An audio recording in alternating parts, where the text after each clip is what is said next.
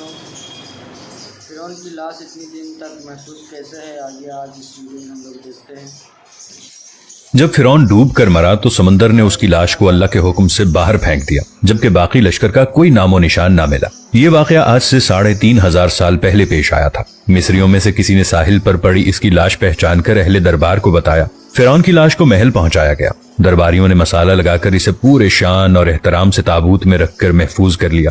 حنوط کرنے کے عمل کے دوران ایک غلطی ہو گئی۔ فرعون جس سمندر میں ڈوب کر مرا تھا تو مرنے کے بعد کچھ عرصے تک پانی میں رہنے کی وجہ سے اس کے جسم پر سمندری نمکیات کی ایک تہ جمی رہ گئی تھی۔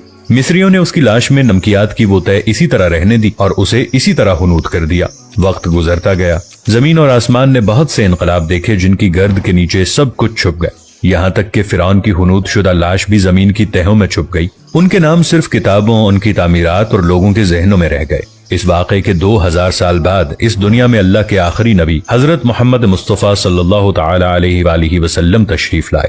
ان پر نازل ہونے والی آخری کتاب میں فرعونوں کے قصے بڑی تفصیل کے ساتھ بیان کیے گئے، اور اسی سلسلے میں اس فرعون کا جسم محفوظ کرنے کی بابت آیت نازل ہوئی۔ اس کی سچائی پر سب اہل ایمان کا پختہ یقین تھا، لیکن وہ سمجھنے سے قاصر تھے کہ اس خدائی کا دعویٰ کرنے والے کی لاش کہاں محفوظ کی گئی اور کیسے اسے عبرت کا نشان بنایا جائے گا۔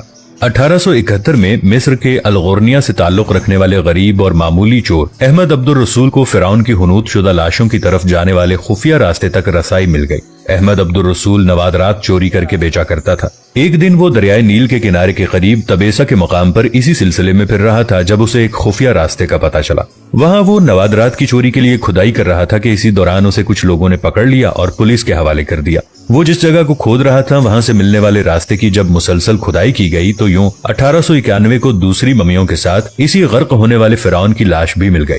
اس کے کفن پر سینے کے مقام پر اس کا نام لکھا ہوا تھا۔ ان ممیوں کو ماہرین قاہرہ لے گئے۔ جب ان ممیوں کا تفصیل سے جائزہ لیا گیا تو فرعون والی ممی پر جمی نمکیات کی تہ سے تصدیق ہو گئی کہ یہ وہی فرعون ہے جسے اللہ نے پانی میں غرق کر کے بدترین انجام سے ہمکنار کیا تھا۔ یہ بہت بڑا واقعہ تھا۔ اس کی تصدیق کے لیے دنیا کے ماہرین آثار قدیمہ اور تاریخ دان مصر کی طرف بڑھے۔ مختلف سائنسی تحقیق کرنے کے بعد دنیا بھر کے سائنسدانوں نے تصدیق کر دی کہ دوسری سب لاشوں کی نسبت سے صرف فرعون کی لاش پر ہی سمندری نمکیات کی تہ جمی ہوئی تھی۔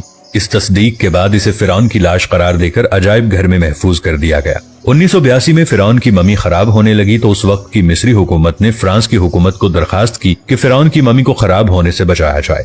اس کے علاوہ جدید سائنسی ذرائع سے اس کی موت کی وجہ بھی معلوم کی جائے۔ چنانچہ مصری اور فرانسیسی حکومت نے مل کر فرانس لے جانے کا انتظام کیا۔ جب فرعون کی لاش کو فرانس پہنچایا گیا تو ایئرپورٹ پر اس دور کے فرانسیسی صدر بذات خود حکومت کے اعلیٰ عہدیداران، تمام وزراء اور فوج کے افسران کے ساتھ استقبال کے لیے موجود تھے۔ فرعون کی لاش کا استقبال کسی عظیم زندہ بادشاہ کی طرح کیا گیا۔ فوجی دستوں نے سلامی دی۔ فرعون کی ممی کو ماہر ڈاکٹروں کی ٹیم کے حوالے کیا گیا۔ اس ٹیم کی سربراہی ڈاکٹر مورس بوکابے کر رہے تھے۔ مائکروسکوپ ٹیسٹوں کے ذریعے ممی کے تمام اجزاء کا باریک بینی سے جائزہ لیا گیا تو معلوم ہوا کہ اس کی لاش پہ سمندری ذرائع ابھی تک موجود ہیں اور موت کی وجہ بھی پانی میں ڈوبنا بتایا جاتا ہے۔ ایک بادشاہ کی موت پانی میں ڈوبنے کی وجہ سے ہو، یہ ڈاکٹر مورس کے لیے حیرت کی بات تھی۔ اس نے اس ممی کے بارے میں مزید جاننے کی کوشش کی تو اسے معلوم ہوا کہ اس بادشاہ کی موت کے حالات مسلمانوں کے نبی حضرت محمد صلی اللہ علیہ وسلم پر اتری کتاب قرآن مجید میں تفصیل سے درج ہیں۔ اسے علم تھا کہ جہاں سے اسے یہ لاش ملی ہے وہ اسلامی ملک ہے، چنانچہ تجسس کے ہاتھوں مجبور ہو کر وہ مصر پہنچا۔ وہ ایک سائنسدان تھا۔ اس نے اس معاملے میں مصر کے ایک سائنسدان سے ملاقات کی اور اس نے قرآن پاک کھول کر اسے سورہ یونس کی آیت 90 تا 92 کا ترجمہ لفظ بلفظ سنایا۔ فرعون کا خدائی دعویٰ کرنا، اس کا پانی میں ڈوب کر مرنا اور پھر پانی سے نکال کر اس کی لاش کا حنوط ہو جانا اور پھر دوبارہ لاش کا ملنا اور پھر اس کی لاش کو جدید سائنسی دور میں دوبارہ محفوظ کیا جانا، سب کا اشارہ ایک جانب تھا اور بہت واضح اشارہ تھا۔ تجھے بعد میں آنے والوں کے لیے عبرت کا نشان بنا دوں گا۔ فرعون کی لاش ایسے محفوظ کر کے دنیا کے سامنے لا کر رکھ دی گئی ہے کہ انٹرنیٹ کی ایک کلک پر، رسائل و جرائد پر، ٹی وی چینلز پر اور عجائب گھر میں اربوں انسانوں کی آنکھوں کے سامنے کری اور قابل طرف حالت میں موجود ہے۔ سوچنے کے لیے کہ عبادت کے لائق اور ہمیشہ رہنے والا وہی ہے، سب کا خالق اور رازق وہی اللہ ہے۔ ڈاکٹر مورس نے آیات کا ترجمہ سنا تو اسی وقت پکار اٹھا کہ یہ دین سچا ہے۔ اس کے بعد کلمہ شہادت پڑھا اور مسلمان ہو گیا۔